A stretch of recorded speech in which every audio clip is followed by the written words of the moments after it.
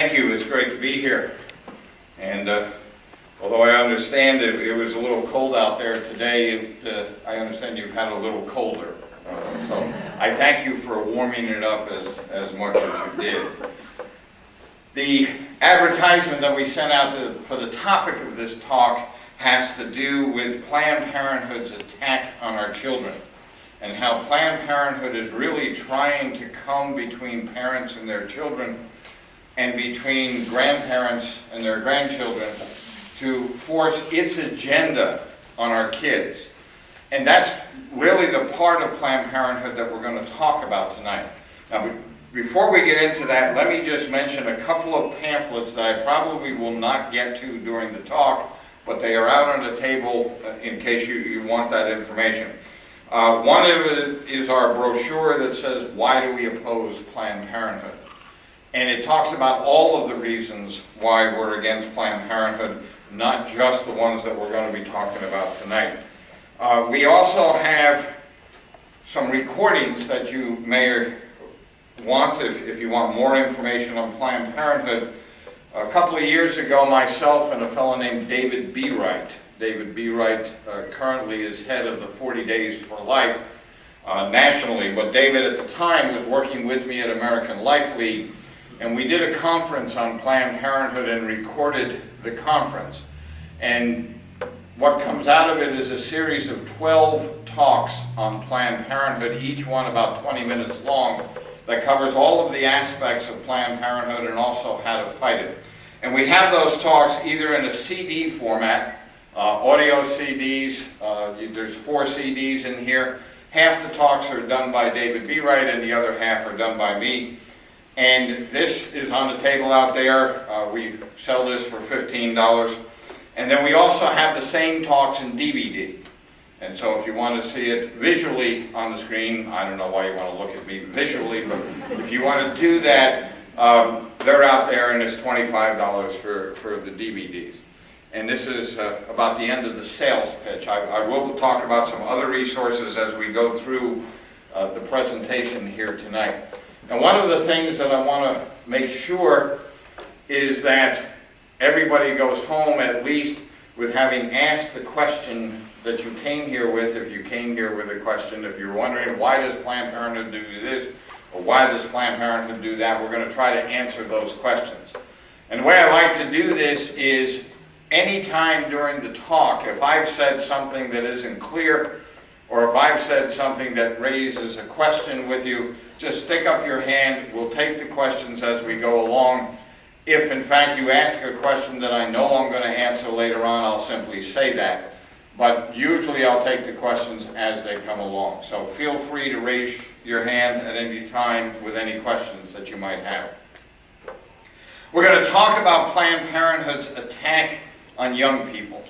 And I find in order to do that, it is necessary to talk a little bit about what Planned Parenthood is and what their philosophies are and what drives Planned Parenthood, because once we understand that, and once we understand some of the basics of young people and their sexual lives, because make no mistake about it, as we're going to talk about tonight, Planned Parenthood is an organization that's in the sex business.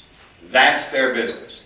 They're not about healing broken arms or taking care of hearts or lungs that are infected. They're in the sex business. Everything they do is related to sex. And they're interested in our kids for their sex business.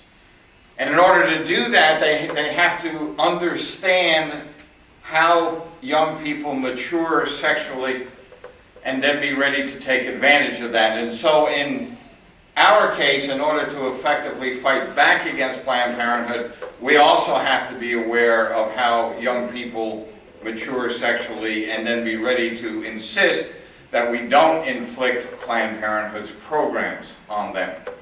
So let's start out with just a very brief discussion of the sexual development of young people. And for those who are just coming in, there are lots of seats over on this side. Generally, sexual development in a human being is divided into 3 phases. The initial phase starts at birth and goes to about 5 years old. And that initial phase is characterized by an interest in body parts. It is that early age when kids begin to discover themselves, to discover their bodies. They discover all parts of their bodies. They discover their eyes, their ears, their fingers, their toes, and their genitals. And it's a normal part of human sexual development for one to experience this. There is a Dr. Melvin Anschel who has written extensively on the sexual maturation of young people and of the characteristics of each of the phases. And one of the things he points out is this interest in body parts is one of the reasons why you will typically have a 4 or 5 year old running around the house naked after they take a bath. It's just a normal part of sexual development.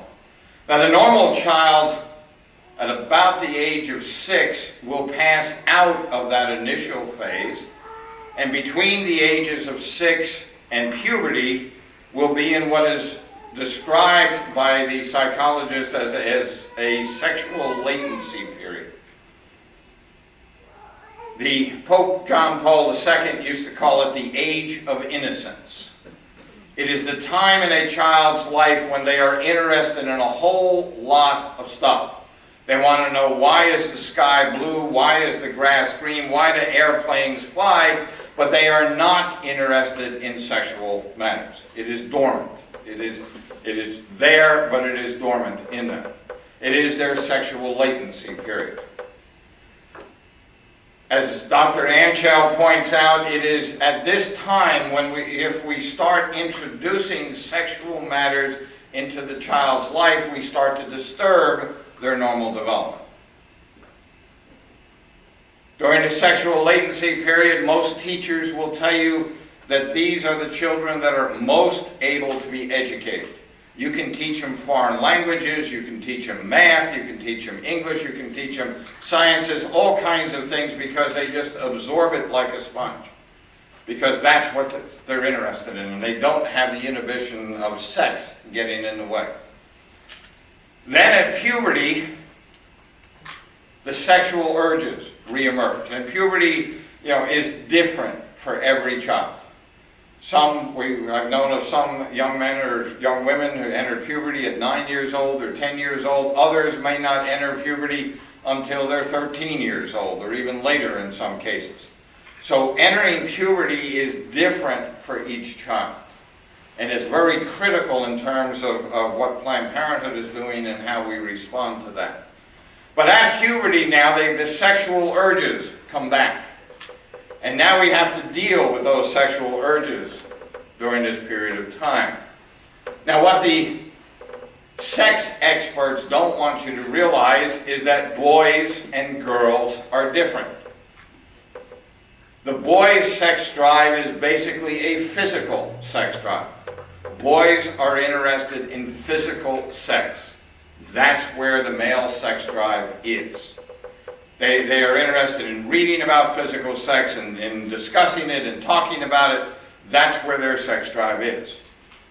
A girl's sex drive, on the other hand, if they have not been disturbed by sex education programs and everything else that has been foisted upon them, a girl's sex drive is not physical, it is romantic.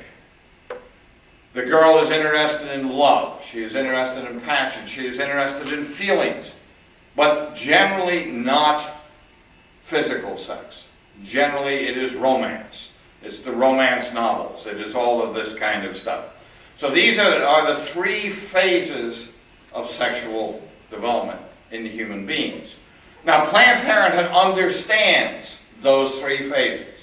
It's not that they're ignorant of it, but they have designed programs to take advantage of those 3 phases and to intentionally interrupt them. And so they come out with what they call sex education programs. Programs to teach kids about sex, because they maintain that all kids need to know about sex, and that parents are too hung up to talk to their children about sex. They'll talk to you and say, oh, you Christians, you're terrible. You just won't discuss sex with your kids. They accuse us of being afraid of sex. In the next breath, however, they accuse us of overpopulating the world. It's difficult for them to reconcile those two ideas. So they design programs, and their programs are specifically designed to get kids interested in sex. That's what their bottom line is. And so the first part of their programs try to extend that initial phase of human development, that phase where body parts become important. Young people are supposed to pass out of that phase at about 6 years old. So we're talking basically first grade, second grade, somewhere in there they're supposed to be phasing out of that. And so Planned Parenthood designs programs that in the younger grades, in kindergarten, first grade, second grade, third grade, have kids talking about body parts, learning the names of body parts, particularly the genitals and the buttocks. They want kids to be able to recite, and we've seen their programs, the various kinds of names for the boys' sex organs and the various kinds of names for the girls' sex organs. In one particular class that we know that Planned Parenthood used in northern New England, in a first grade class, the exercise called for a boy and a girl in the class to stand facing each other. Now they were fully clothed, and no one touched anybody else's body, but they had to stand in the class facing each other, and they had to name all the parts of the other's body, including the genitals and the buttocks. First grade. It's an extension of that first phase of human development, getting the kids thinking about sex. And then you come across and you get into the second phase where they're not supposed to be even talking about sex, from about 6 years old until puberty. And Planned Parenthood intentionally introduces programs into the schools to have kids taught about how to put on condoms, about sexual relations. They start out describing sexual relations between animals as if that's going to alleviate the sexual interest. And they have all of these programs. Now, it's one thing for me to stand up here and say Planned Parenthood has all of these programs, but it's very difficult for me to get across to you the scope of what these programs are about. So we carry around with us a book that is typical of what Planned Parenthood pushes. The book is called It's Perfectly Normal. The book has been around for about 10 years now, and it is written by a woman named Roby Harris, who, if you check on it, you find out she is on Planned Parenthood's National Board of Advocates. And the book is essentially a sex education book for young people, and if you look in the upper corner of the book, it says for ages 10 and up. So this is clearly not a book for teenagers or whatever. This is a book for young people. Now, what I'm going to do is I'm going to have this book up here after my talk, and I will invite you to come up if you want to, and to look through the book and understand what Planned Parenthood means by sex education for young people. But I have to warn you ahead of time, this book is pornography. There is no other way to describe it.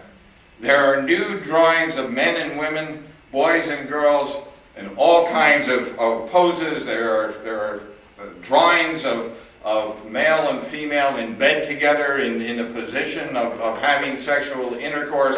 All of this for 10-year-olds.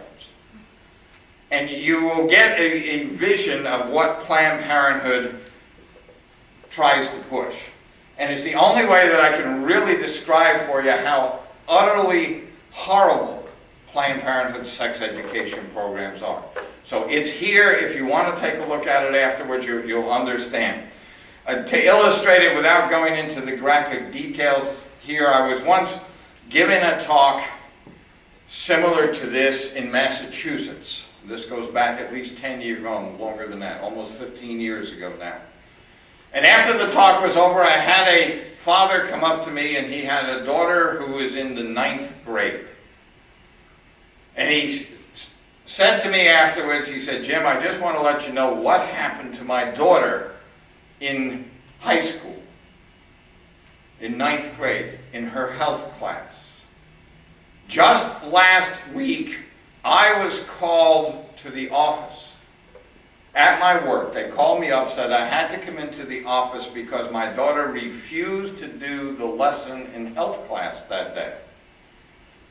And he said, "I went into the school and I talked to the principal, and they were all upset that my daughter would not do the lesson. And they called my daughter in and asked her if she would do the lesson. She said, absolutely not. And he said the lesson was the 25 kids in the class were instructed to draw a picture of their mother and father having intercourse.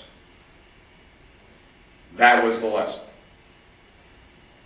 And his daughter refused to do it. And he said, of course I stood up for my daughter. And I told him I would never have my daughter do that. And I am so happy that she refused. And he said the next day she went back into the school and they tried again to get her to do the lesson. And she refused again. And as the two of us talked, he brought up the point. He said, what really upsets me is the 24 kids in that class that didn't refuse to do the lesson. The ones that did draw the picture of their parents having intercourse. This is the kind of thing that goes on in schools around the country. In most of these kinds of cases, kids are told what happens in the classroom stays in the classroom. Those pictures never went home for the parents to see. They were collected up afterwards. They were never shared with the parents. If it hadn't been for this one girl, nobody would have even known that this exercise had taken place. This is how they go about trying to disturb the kids with these sex education programs. And that happens during what should be the sexual latency period. Now, in a sexual latency period, we always talk about the stuff that is bad. But I do want you to understand that during the sexual latency period, starting about the age of 6 until puberty, any sex education to the young people is harmful for them. Because it forces them to dwell on sexual matters. So even if you're in a classroom giving them good sex information, if you're doing it at the wrong time, you're causing problems.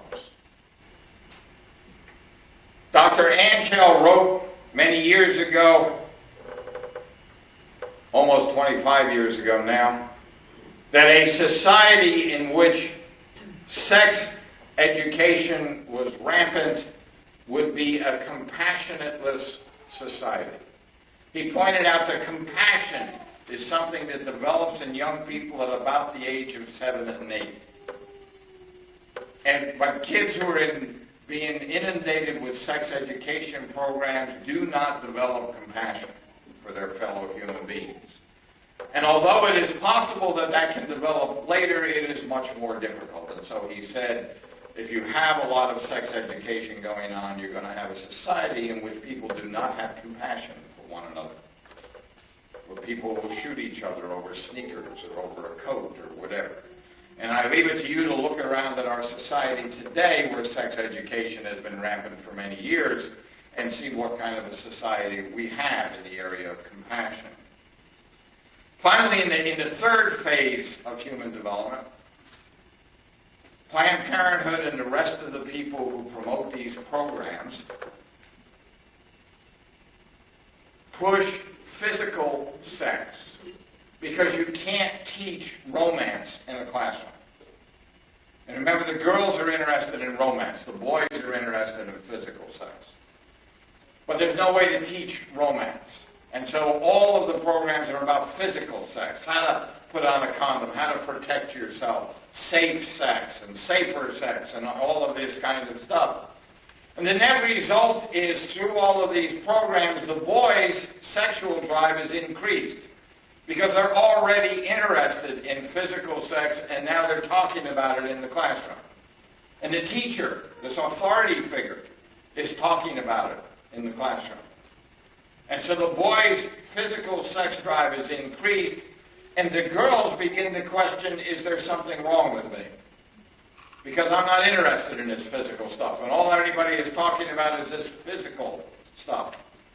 And so the net result of this program is to increase the boys' sex drive and decrease the girls' resistance. And what you could predict from this, knowing nothing else, is that if these programs proliferate, sexual activity between young people is going to increase. You're going to have an increase in teenage pregnancy. You're going to have an increase in sexually transmitted diseases among teenagers, and it is going to explode. And then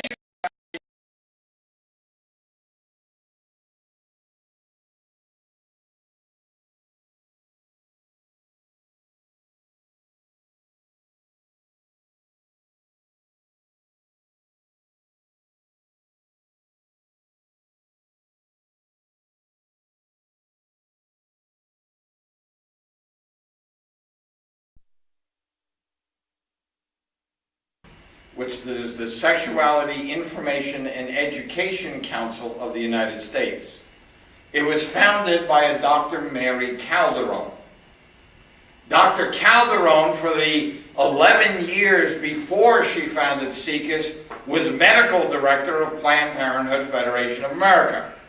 So she just moved from Planned Parenthood to SIECUS. And SIECUS has been pushing these programs. So now here we are in 2009, so you can go back and you can look at the historical data. And what you will find is that from the 1970s through the early 1990s, teenage pregnancies skyrocketed in this country. Every year there were increases in teenage pregnancy. Every year they went up. If you go back and you look, you'll find the sexually transmitted disease skyrocket in this country, especially among young people. By the mid-1990s, enough people had become upset about this that they started insisting in many areas to start throwing out the SIECUS and Planned Parenthood programs and giving our kids a message of abstinence. A message that says you should not have sex prior to marriage. Give them that message. And what happened? From the mid-1990s until about 2004, we went through 11 years of continually declining teen pregnancy rates. Everything started to turn around. And Planned Parenthood went into a panic because kids who don't have sex do not provide a penny of income to Planned Parenthood. But kids who do have sex provide millions of dollars every year into Planned Parenthood's coffers. And they are very upset that the sexual activity among teenagers has been falling. And so what did Planned Parenthood do? Planned Parenthood started producing all kinds of studies to say that abstinence education was a failure. That when you teach kids not to have sex, more kids get pregnant. I don't know how you make that connection, but that's what they tried to sell. And what they did through their political operatives is they started to get states turning down abstinence education money. And there are now almost 24 states in the country who said, no, we don't want the abstinence education money. And so states are turning that money away. They're saying, no, we're not going to give kids a clear message. We're going to return to the Planned Parenthood programs. And last year, for the first time in 11 years, teen pregnancy started to go up again. And everybody is all up in arms. Like, this proves abstinence programs don't work. No, it proves when you start not accepting the money from abstinence programs, when you start returning to the Planned Parenthood programs, you get a predictable result. Now, why does Planned Parenthood do that? There's a couple of reasons. One I've already mentioned, money. It's hard to get your hands around Planned Parenthood's money, but let me just try to give you a couple of numbers just so you understand this money thing with Planned Parenthood. Planned Parenthood as an organization here in the United States of America, we're just going to talk about Planned Parenthood in the United States. Last year they took in just over $1 billion with a B. And by the way, the numbers I'm going to talk about, I have them all on a sheet of paper out here on the table. You're welcome to pick them up when you leave, and all of the numbers that I'm going to be citing are all there, or pretty much everything is there. So you can pick up the numbers. But